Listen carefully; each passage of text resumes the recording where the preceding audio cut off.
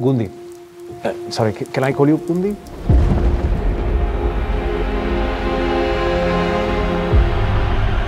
So, our coach would like to have you in his great team.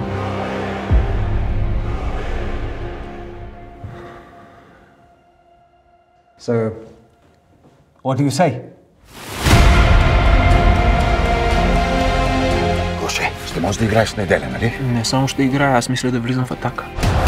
Когато виждам дърво, аз знам, че виждам дърво! Познаваш ли? Много висока топка.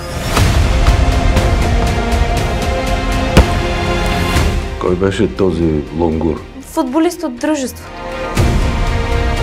Казвам ти го кратко и ясно. Стой далеч от дъщеря ми.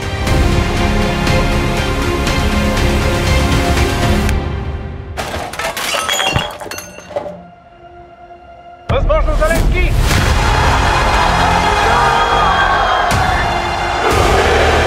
Аспарухов се превърна в най-популярния човек в България. С хубавото бързо се свиква. И много боли, като ти го отнемат.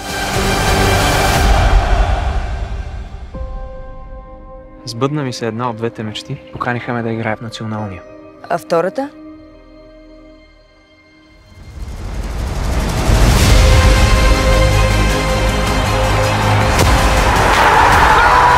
Спасете се от Гунди последните секунди!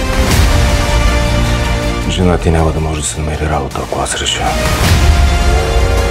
Ти никога повече няма да играеш в футбол, ако аз реша. Не решавай. Този мач ще остане в историята за България. We can arrange you in Italian citizenship. Оставих семейството си заради теб. Някога 60 000 души викали ли са името ви?